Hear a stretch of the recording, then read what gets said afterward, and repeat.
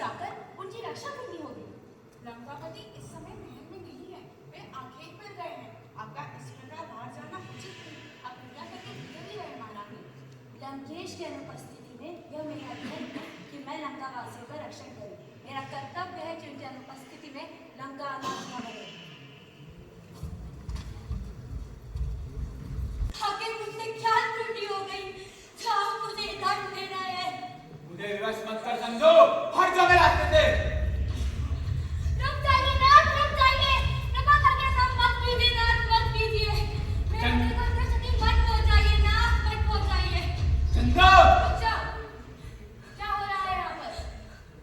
बहन, क्या हुआ है? क्यों विचलित हो? मेरे पति हमारे पुत्र की हत्यायज्ञ में आहुति देने जा रहा है। महारानी, कृपा करके रक्षा कीजिए। महारानी, रक्षा कीजिए। असुर, क्या नाम है तुम्हारा? रानी, मेरा नाम मदासुर है। मदासुर, एक निर्दोष की हत्या करना एक दंडनीय अपराध है। क्या तुम लंका के नीति नियमों से अभिज्ञ हो? रानी, यदि मैं अपने पुत्र की आहुति इस असुर यज्ञ में देता हूँ तो मैं ऐश्वर्य और वैभव का स्वामी बनूंगा। ये तो धर्म के कार्य में छोटी सी आहुति है। मैं कहाँ किसी की हत्या कर रहा हूँ?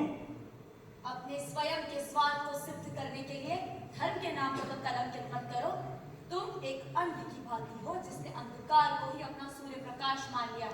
संसार का कोई भी धर्म किसी भी यज्ञ या यम या नियम को किसी निर्दोष के प्राणों के ऊपर नहीं रखता। तुम किसी की श्वासों के अधिकारी नहीं हो। ये पुत्र मेरा है, ये मेरा अंश है। इसके श्वासों का अधिकार जो केवल मेरा है। जैसे शतक का अपने शेर पर पूर्ण अधिकार होता है, वैसे इसके जीवन में क्या होगा क्या नहीं, इसका अधिकार केवल मेरा होना चाहिए। मत भूलो मदासुर, जितना अधिकार तुम्हारा इस शिशु पर है, उससे कहीं ज्यादा अधिकार उसकी जननी का है। उस जननी का जिसने 9 माह उसे अपने गर्भ में प्रेम और पोषण से पाला है, एक वृक्ष की भांति उसे सींचा है। इसकी ओर देखो, क्या तुम्हें इसके हृदय की व्यथा दिखाई नहीं देती? चीख पुकार सुनाई नहीं देती? तुम एक स्त्री से, अपनी स्वयं की धर्म पत्नी से, उसकी गोद में खेल रहे नन्हे से जीवन को भला कैसे छीन सकते हो? ये स्त्री खुद अपने हाथ में रखते हुए मेरा आदेश है। रानी, आप हमारे परिवार के लिए प्रसंग में हस्तक्षेप ना कीजिए। और वैसे भी एक परिवार का निर्णय लेने का अधिकार केवल उसके पुरुष प्रधान का होता है। पुरुष का अर्थ भी समझते हो? पुरुष यानी कि परमात्मा का अंश। जो व्यक्ति स्वयं के कुल का विनाश करने चला हो, उसमें कैसा परमात्मा, वह कैसा पुरुष? पुरुषार्थ की परिभाषा मुझे नहीं, अपने पति को सिखाएं। इसे राज का निर्णय लेने के लिए अपनी स्त्री को बाहर भेज दिया है। मदासुर, लंकेश के विरुद्ध ऐसे कथन कहने का तुम्हारा ये कुछ साहस? तुमने सिर्फ लंकेश का ही नहीं, समस्त लंका का घोर अपमान किया है। लंका का द्रोह किया है तुमने। महाराज दशानन की आर्या के समक्ष ऐसे वचन कहकर तुमने अपने मृत्यु को निमंत्रण दिया है। क्षमा देवी, क्षमा। त्राहिमाम देवी, मुझे जीवन दान दीजिए। तुम्हारा अहंकार इस राज्य पर कलंक है, कलंक। तुम क्षमा के योग्य नहीं हो। मुझसे भूल हो गई देवी, मुझसे त्रुटि हो गई। मैं अपने दिल से काटता हूँ। मैं अहंकार के मध्य अंधा हो गया था। तुम्हें क्षमा कर देना न्याय को खंडित कर देगा मदासुर। मैं अपना पाप स्वीकारता हूँ और ये पाप मैं नहीं करूँगा। मुझे क्षमा कर दीजिए देवी। यदि पुनः तुमने अपने पति या अपने पुत्र को क्षति पहुंचाई या लंका के विरुद्ध कोई भी अपशब्द अपने हृदय में मिलाए, स्मरण रहे वह क्षण तुम्हारे जीवन की आखिरी श्वास होगी। मैं तुम्हें जीवन दान देती हूँ, परंतु न्याय के सम्मान के लिए तुम्हें दंड अवश्य भोगना होगा। मैं तुम्हें कारावास का दंड देती हूँ। महारानी मंदोदरी की जय।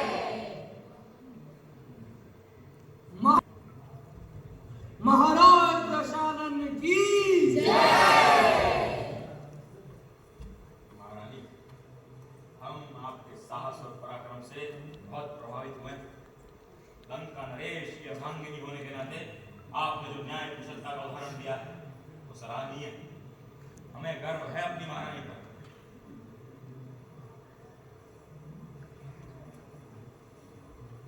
महारानी मंदोदरी की महाराज के बिना ही रानी राज्य का कार्य संभाल लेती हैं।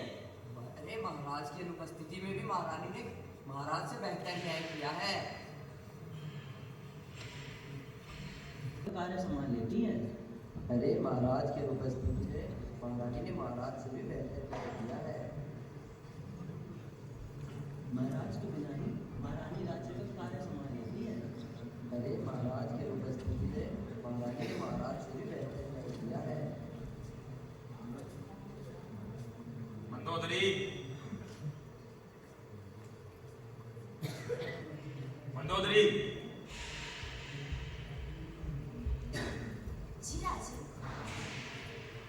बैठिए। मैं आज जो कुछ हुआ उस संदर्भ में आपसे बातचीत करनी थी। जी राजे, अवश्य। देखिए महारानी, आज आपने जो न्याय कुशलता का उदाहरण दिया उससे हम बहुत प्रभावित हुए, परंतु आप हमारी उपस्थिति में हमारे परामर्श के बगैर यूं प्रजा के बीच दोषियों का निर्णय ना लिया कीजिए। राजे, क्या मुझसे कोई त्रुटि हो गई है? क्या मैंने जो आज किया वो धर्म के विरुद्ध था? किंचित भी नहीं देवी, परंतु एक विवाहित स्त्री के धर्म के विरुद्ध था। परंतु मैंने जो किया वो आपके हित के लिए था, लंका के हित के लिए था। फिर वह स्त्री धर्म के विरुद्ध कैसे हो सकता है? हम आपकी बात से सहमत हैं और आपने जो कुछ भी किया वो सही था, परंतु देवी, अपने आर्य का परामर्श समझना, उनका परिपेक्ष समझना, ये भी तो एक स्त्री का ही धर्म है। परंतु नाथ, आज परिस्थिति ही कुछ ऐसी थी कि मेरा हस्तक्षेप करना अनिवार्य हो गया था। आप आखेट पर गए थे। आपकी अनुपस्थिति में मुझे मेरा प्रथम धर्म लंका वासियों का रक्षण करना लगा। जिस तरह एक नदी अपनी धारा से विमुख ना होते हुए किनारे का संरक्षण करते हुए अपनी मर्यादा में रहकर किनारे को संभालती है, मैं भी कुछ उसी तरह परिस्थिति को संभालने की प्रयास कर रही थी। आप अपने स्त्री धर्म की परिभाषा अपने शास्त्रार्थ से नहीं बदल सकती देवी। जो आज्ञा नंदकेश, जो आज्ञा। अब तो मुझ में समाहित गहराई से है। व्यक्ति चाहे कितना भी विशाल क्यों ना हो, आंतरिक गहराई के अभाव में अस्थिरता और असुरक्षा ही अनुभव करता है। रावण भी अपने अहंकार में चूर मंदोदरी को अवरोध करते ही अपने श्रेष्ठ शासन की छवि सुरक्षित रख पा रहा था। इस अहंकार से मंदोदरी अचंभित थी, परंतु रावण पर उसे विश्वास था कि वो बाहर से कितना भी ठोस क्यों ना हो, उसके भीतर धर्मरूपी मोती अवश्य ही हो। समय का चक्र आगे बढ़ा। मंदोदरी और रावण के जीवन में एक नया अध्याय शुरू हुआ।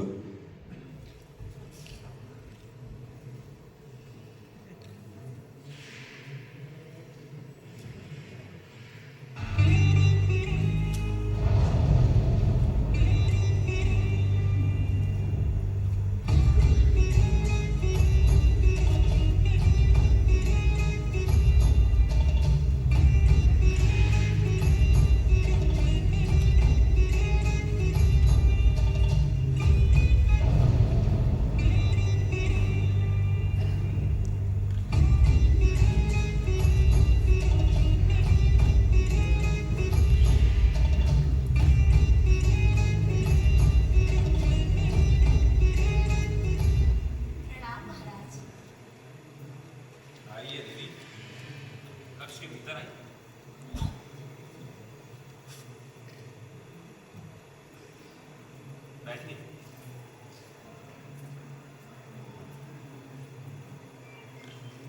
आज आपके मुख का तेज बहुत अलौकिक लग रहा है। आपके नेत्रों की कालिमा में मानो सहस्त्र तारे टिमटिमा रहे हैं। अवश्य ही आपके हृदय में कोई बात है जो आप बताना चाहते। लज्जा का ये आभूषण आपकी मुस्कान पर मानो अथा रत्न सागर ही लगता है। यदि मेरी मुस्कान आपको इतनी प्रिय है नंदकेश, तो मैं प्रार्थना करूंगी कि हमारी आने वाली संतान की मुस्कान मेरे ही समान। अवश्य ही। अगर हमारी संतान, देवी, क्या आप हमें संतान का शुभ समाचार दे रही हैं?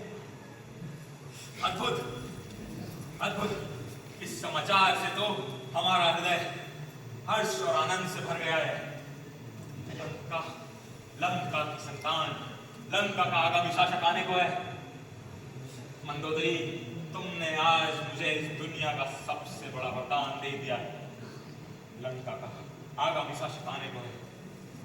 राजन, मैं भी अति उत्साहित हूँ। भगवान शिव की कृपा से हमें इस संतान का सुख प्राप्त हुआ है। अवश्य ही ये संतान आप ही की मर्यादा एवं सामर्थ्य का प्रतिबिंब होगी। अवश्य ही हमारी संतान हमें बहुत गौरवान्वित करेगी एवं लंका के इतिहास को स्वर्णिम अक्षरों से लिख देंगी। सैनिक, शीघ्र अतिशीघ्र राज ज्योतिष को निमंत्रण दिया जाए। हमें अपने आगामी संतान के जन्म को लेकर ग्रह नक्षत्रों की गणना करवानी